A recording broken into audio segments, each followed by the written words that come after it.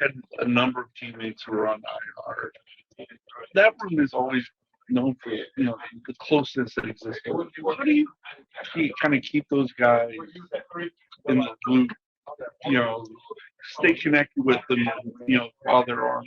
Away from the facility. Yeah, we still have our group texts. We still have our, our dinners when we do them and stuff like that. So we try and keep the guys involved. It's difficult though when so many guys keep going on IR. They're doing their rehab, their party meetings when they can be, but they have a lot of other things that they're kind of focused on right now. But we have a good group, and I think we have a good core. So just like whenever we bring someone in, as part of the group, we're pretty easygoing guys. So it's not too hard in that aspect, but it does stink when you don't have, your full room. You lose a little bit of personality when a guy's, having to get surgery and things of that nature. Well, why is Bill Callahan and Scott Peterson, why are they so good at keeping guys ready, getting guys ready to step in? I think the way Coach Callahan coaches is so detailed in his process from day one till now that when you plug in a new piece, they kind of have to be caught up to speed to really understand what's going on. And so his focus every week when we have to put someone in, like he puts in the extra time, he puts in the extra work. The guys are focused on getting extra work when they need to. And, you have however many runs in for a week, 20 or 30 runs. And you can really focus on those runs and the detail behind, which formations we're going to get, which defensive fronts we're going to get. And it breaks it down for him. But I think it just starts with how detailed he is and how focused he is on the little things. And that allows guys to go out there and kind of play free. Do you think it helps, like a guy like Nick or like Michael Don or James, these guys to kind of get some snaps, even if it's a fullback or the extra line? I think that helps keep them engaged throughout the year. Yeah, I mean, they're super engaged. You never know when we're going to call our jumbo package or our muscle packages when these guys get tons of reps. You look at Nick Harris, who, took tons of reps for JC in practice. So he had all that prep time and then was going to be the starter, obviously got hurt, had to fight back from that. And then, Poe did a great job when he went in there. So he's kind of getting these backup reps. And he's like, how can I get on the field? Like, we need a fullback. We don't have a fullback, or we need a big tight end. And I think those guys just want to be part and want to help the team, and they're good football players. So anytime they get on the field, I think is a huge positive for them. You talked about how December football season, you're plugging guys when the season was going. How hard is that, or what is the biggest challenge for you guys that have been through the season, like, and can help with this process? Yeah. At this point, I think these guys have been around the group and they understand, like, hey, we're playing for something. We got ourselves, I think Joe said it, we played good enough early in the year to put us in position to play meaningful games in December, and they want to be a part of that. They don't want to, the mindset is they don't want to let their guys down. They're going out there to fight and to compete. And we still think we have the right guys to do what we want to do. And so we're focused on that. We have a good test. Chicago's playing great this week, so it'll be. I mean, this lasts like 4 games, so it'll be a good challenge for us. You mentioned about how detailed Callahan is. So, my question is, does your block assignments change subtly week to week depending on your opponent? Is that what you're looking out here? Yeah. It starts with what type of defense they run. And then, like a week we play Aaron Donald, we have different plan for him than we do against, different guys. Or if they have a great defensive end, there's going to be a different strategy on how we want to block him. So I think there's a huge, huge focus on who we're playing against and our opponents, and then what techniques you want to use. We have different types of double team blocks. If we're going to use our hands, our shoulders, our understrikes. There's so much detail that goes into it, and that is definitely why we're practicing and meeting to learn those things.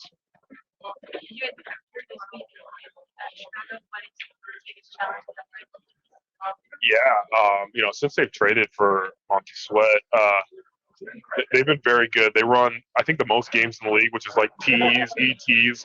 They're a movement front, so even if they're playing base defense, their guys are going to shift and go into different gaps. So there's a lot, and they come from that tree of like play hard, relentless pursuit. So it's a big challenge for us, but they've been, against the run last. If you look at the stats, I think they're one of the better teams against the run, and then their sack production has been up the last 3 or 4 games. It's definitely going to be a challenge for us. Joe, you guys being better at home, is that science or is that how it's worked out? I think a little bit of both. I think our fans bring the energy. I think especially our defense, I think thrives on that, and they get excited and it gets loud, and it's pretty cool to see. You know, every once in a while, get them to get loud on the sideline. I'm like, all right, this is cool. It's getting loud in here. And I think it's a tough place to play. You know, you're down on the lake, you get some wind, you get some conditions. You know, it's definitely a different atmosphere than a lot of teams, you know, are used to playing in. So we love playing our home games. And then I'm sure there's some luck that gets thrown in there as well. So reminds me of signed to the active roster. Coop was saying that he's surprised how quickly Joe has picked this up, despite it being 15 years.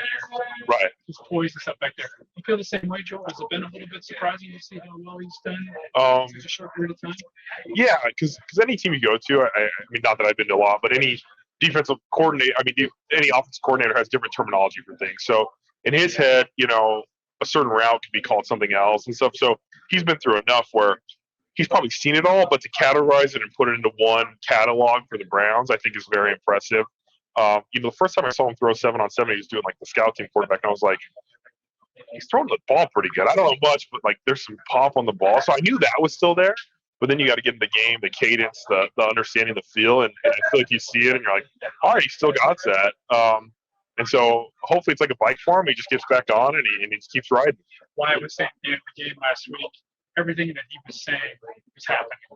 Like they scored, we got to do what have you. How important is to have that extra voice? You know, along with coaches and everybody else, but that guy saying those kinds of things. Yeah, I think experience-wise, he's seen it all, been a part of it all. So he was just focused on, you know, talking about the clock, where it's going to be if we get the ball back under 2, we're going to be able to take a knee. You know, if not, we got to get a first down. All these different aspects. I just think it comes with experience, and it's one of those things where we appreciate that, and you know, hopefully we can keep rolling with it. What should get you guys in? Has that been a discussion point at all? No, we're trying to go 1-0 this week, and we'll see what happens after that. But our focus has been very exact on the week ahead, and we'll kind of see what happens. Kevin's really proud of that. He's teaching us something, you know. So from the outside looking at it, you know, people look at the discrepancy the last couple of weeks before the past, throwing doubles 50 times, 20 or a little bit more than that. Is that more so like what just the game plan going in, what they're calling for, is based on what they see, or is it more like the feel of the game in that moment? I think it's we're trying to take what the defense is giving to us. You know, we had a stretch there where every team was putting one more big guy than we had on the field, so it was kind of asking us that we had to throw the ball. Denver did that, the Rams did that, and then this week I think if you look at Jacksonville, they're number 1 against defense, but probably bottom half against the pass. So I think just the game plan and what we wanted to accomplish and how we could attack the defense was kind of more of that. But it's really whatever it takes. If we got to run the ball 50 times, we'll run the ball 50 times. If we pass the ball 50 times, we'll do that too. You know, so whatever it takes. Whatever gets us a win. Joey, you guys went through a December like this in 2020. You had to kind of finish and get into the playoffs. Do you take anything from that, or the lessons to be learned? I know that was weird. Yeah, I mean the resilience I think comes from that as well. I mean we didn't know who was going to play then, and there was weeks where we didn't get a practice at all, and it was very up and down with COVID and everything. And it's kind of similar. We have some injuries that unfortunate injuries and different things. So I think the group has gained resilience over the years, and I think that's something that definitely helps us. Joe, how is that or should team performing with a level of play? No, G's done a good job. He's really focused. I think he comes in and he's been a few different places, and he started his career with Bill in Washington, but he's really come in and focused on his craft. And I think if you look at it, like his technique and everything has improved over the last few weeks, and I think he's been doing a great job for us. Like to come in and have to play left tackle, it's not like receiver or D-line where you get 20 plays a game. Like you have to get in there and you're thrown into the fire. And I think he's come in and he's really fought hard, and he's really working to keep improving every week. Thanks, guys.